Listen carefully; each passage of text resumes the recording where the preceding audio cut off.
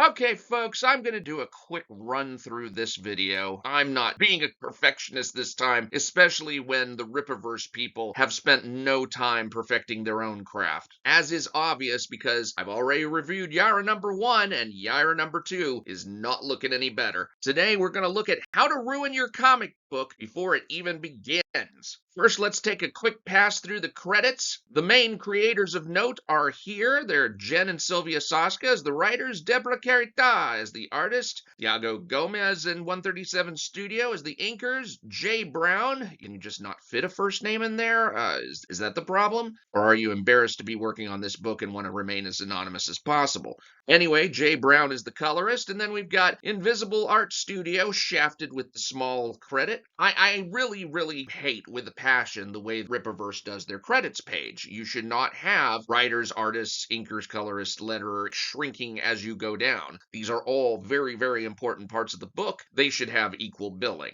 Now, the editors you can leave small because they're worthless, and I'll show you why. Finally, you've got the opening blurb. This is the little bit of text that's supposed to give you a cursory overview of the character and maybe catch you up a little bit on the book. I'm not going to go into this. I'm going to go right into the story. The story opens with Yaira approaching a volcano that explodes. And then we get this freaking little insert panel where she goes, "No!" And I'm just so tired of these insert panels. I have a feeling the Soska sisters deliberately put instructions for these in there because I saw so many of these in Bloodruth. It was ridiculous. And all they do is drain your main panel of energy. Just think how much harder the first panel, the panel with the volcano, would hit if you didn't have that "no" blocking the way of sixth of it. I would have just liked to see the first panel stand on its own. So after shouting "no," the volcano exploding depressed her so much that she's just fallen to her knees in open-handed despair. And after that, she hears the voices of her family going, "Mother, help us, it burns!" which causes her to pop back up on her feet. Now, let's just go back through that sequence again. She approaches the volcano blows, she goes "no," and she drops in despair. Why? What does she think happened? It's a volcano blowing up.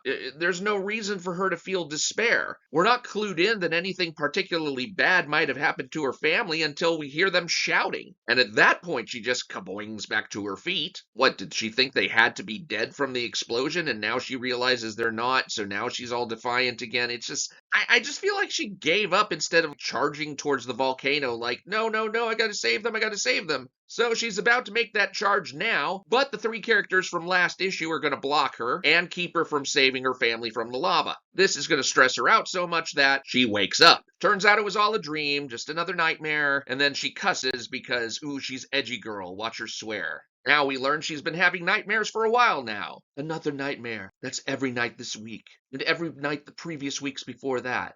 Can you just say every night for a month? Every night for a month would have been fine. So she goes for a walk through her mansion, and she comes to the room where she's got all these historical relics, including this gigantic suit of armor in the middle of the room that's surrounded by, I don't freaking know what the hell these things are. Are these supposed to be like light poles or something? Like they're fluorescent tubes that have been arranged in a wigwam fashion? I mean, what are these supposed to be? And please tell me how the geometry of this works. You've got this pole that is coming in front of the armor's arm, but when it attaches to the circle, you can see that the attachment is actually behind the heels of the armor. This makes no physical sense. This is like looking at one of those Mobius strip things. You've got two art editors on the book. Are y'all too busy jacking each other off that you can't fix stuff like this? This is literally what you are for. After crossing through the room, she says, "Could there be truth to my visions? Are you all still alive somewhere, lurking in the darkness?" And when she says "you all," I'm thinking her family, maybe the villains too. "Too bad I couldn't care less about you now that I've found him." What? I couldn't care less about you? Excuse me, did you not just tell us that you have been having the same nightmare every night for at least a month? And you're gonna tell us you don't care about any of these people? I mean, even if it's the villains are showing up in your dream every night for a month. You cannot be hundreds of years old and be this ignorant of Psychology 101. Of course you care. Of course you're frightened. It doesn't matter that you found found him, quote unquote. By the way, it should go without saying that him deserves emphasis here. Also, it should be noted that if you haven't read Yaira #1, you have no freaking clue who him is. Him is Neptune. Then, in what's arguably the worst bit of fluff dialogue in the first 3 pages, which is as far as I've gotten, this is going to be another one of those short videos, she says, "I have found you, or did you find me?" Now, if you haven't read Yaira #1, maybe that sounds like it makes some sort of sense. But if you have read Yaira #1, you know that that's not even a question. Yes, he found you. You were injured and passing out under the sea. This was the last thing you saw before you passed out. Why are you even asking, or did you find me? The answer is clearly yes. Now we have a panel where Yaira says to herself, "Silly woman, no, you're nothing more than a child,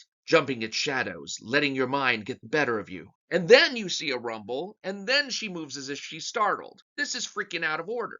Take this caption and move it down here where it belongs. Then you get to see the rumble, then you get to see her react in shock, then you get to see her berate herself, and then you get to see her look out the window at a clear sky without a freaking cloud. Where did the thunder come from? Also, you can drop this no. I mean, I realize what you're trying to say here. Silly woman. No, not a woman. You're nothing more than a child. But you don't actually say that, so it just doesn't really flow. You may as well just say, "Silly woman. You're nothing more than a child, jumping at shadows," etc., etc. Down here, you've got some worthless dialogue. "I keep waiting for something to jump out at me, for some kind of fight worthy of this creeping feeling of dread, but I find myself alone, like always." Why is there a quote mark there? Where is the other quote mark? There's not even supposed to be a quote mark in this. Hey, Eric, this is what happens when you're more concerned with pumping out books as fast as you can than making sure your basic quality concerns are handled. Now she goes back to the armor in the other room, and oh look, those were beams of light, weren't they? Which makes that one crooked beam make even less sense. And she says, "I could have died. As far as everyone knows, Yaira is dead." Why would anybody think Yaira is dead? The final conflict happened by an active volcano. Nobody else was around. Why would they even think she was in a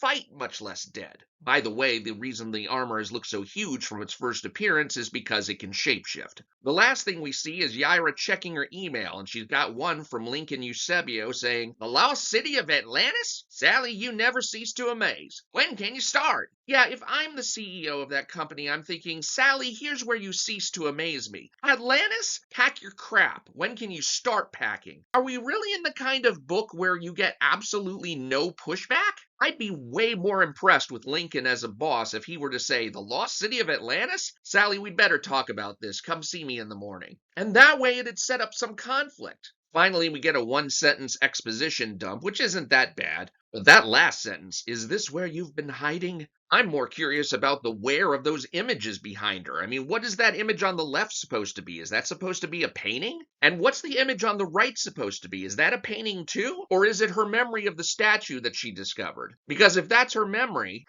looks nothing like the actual statue that was found. He's not wearing a crown and the outer blades of the trident are curved, not straight.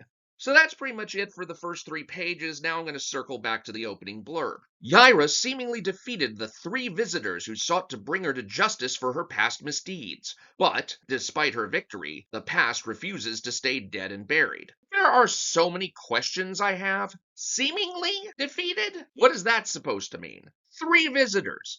Is that an official name that you've got this capitalized? Because they were never called that in Yaira #1. And do you have any intention of formatting your character names consistently? You've got Yaira fully capitalized, but 3 visitors only has the first letters capitalized. You need to pick one or the other. Bring her to justice? Maybe from their point of view, but I don't think that's how Yaira would see things. For her past misdeeds. Again, from whose perspective? If you're speaking as the narrator, you're basically confirming that she has past misdeeds that needed to be brought to justice? I don't think that's what you really mean to convey. But despite her victory, well, wait, you just told us that they were only seemingly defeated, so how does she have an actual victory? This is literally a 1-sentence blurb, and you can't keep yourself consistent within that blurb? All right, let's take it from the top and go through and fix this stuff. First, we're going to forego capitalizing the whole name. That just seems like overkill. Now that we've got that done, let's move on to seemingly and just delete that word altogether.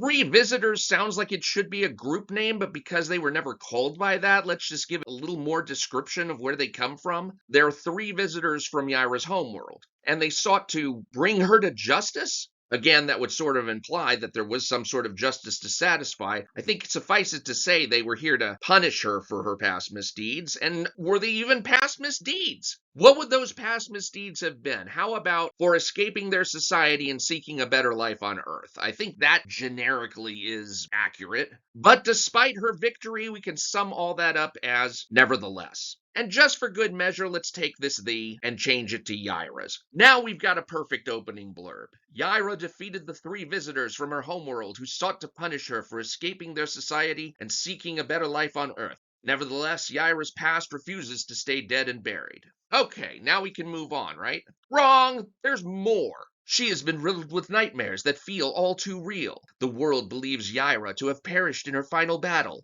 However, Dr. Sally Rodell has work to still do. Atlantis awaits. I'm not going to bother correcting this crap. Here's what I really want to point out. She has been riddled with nightmares that feel all too real. Does that sound familiar? Because I'm pretty sure that was the whole first 1.5 pages. The world believes Yaira to have perished in her final battle. Yeah, we gathered this from page 3. However, Dr. Sally Rodell has work to still do. Atlantis awaits. Yep, that's pretty much covered by the final scene on page 3. So imagine you're a reader and you come into Yaira number 2 and you read the opening blurb, and then you are bored as hell reading through the first 3 pages of the book because everything in these 3 pages of any substance was spoiled in the opening blurb. Why would you do that? Why would you give away everything that's going to happen in your first 3 pages instead of just letting your readers read? If you are that incompetent at writing opening blurbs, just don't write an opening blurb. Now, if you're going to say, oh, but Mike, we have to have an opening blurb, okay, then have an opening blurb that explains how you got up to this point from maybe another character's perspective. Like, how about Yaira's descendant, Stefania Martinez, who happens to be the first character we see other than Yaira in the book? If she's going to factor prominently in this book, why don't you catch us up on her? Because otherwise, a reader just coming to issue number 2 isn't going to know who the hell this person is. So if you're dead set on having an opening blurb, have it finish off with something like, her long-lost descendant, Stefania Martinez, has joined the super police force Alpha Corps, both to atone for her own criminal past and to find Yaira and hold her accountable for the death of her beloved grandmother. This would be a suitable opening blurb. It catches you up. It doesn't reveal what's going to happen. Any idiot should know that this is how you write an opening blurb, especially if you're an idiot with editor in your title. Now, we can exclude Kanan White and Igor Texiera from this criticism because they're art editors. They wouldn't have seen this text. But these other 3, y'all fell down on this. Oh, and let's not forget the writers, Jen and Sylvia Saska, who also have editing credits in other books, like The Great War of Separation #1, where they have this editor credit, and they didn't even catch that their own last name is misspelled. God, I cannot wait to read the back cover to see just how badly they screwed this up. It would not surprise me at all if they spoiled the entire comic. Who knows, maybe after I read the back cover, I'll have to come back and do part 2 of How to Ruin Your Comic Book before it even begins. I am a very exasperated Mike Partika. Thank you for watching this video. Please hit like if you found the content useful, and also subscribe to get notified of my future review videos. God help me, I've still got over 40 pages of Yaira number 2 to go. I mean, this is seriously bad. If I were a new reader coming to the Rippaverse, this comic alone would have ruined my first impression of the Rippaverse. To see an opening blurb that spoils the first 3 pages, and to see the first 3 pages as poorly written and artistically composed as they are, is just the kiss of death for a comic book company. That dangling quote mark especially was just like screaming incompetence. And the fault probably lies in the fact that they are trying to pump out book after book after book and snow their readers by thinking that quantity matters more than quality. Just keep them buying, just keep them reading, and hopefully they won't notice that it's amateur hour all the way. So wish me luck that I don't catch AIDS reading this comic. And make sure you're subscribed, because if I have to read it, it's only fair that you share in my resulting epileptic seizures. Once again, I'm Mike Bartica. Thank you for watching, and I will talk to you later.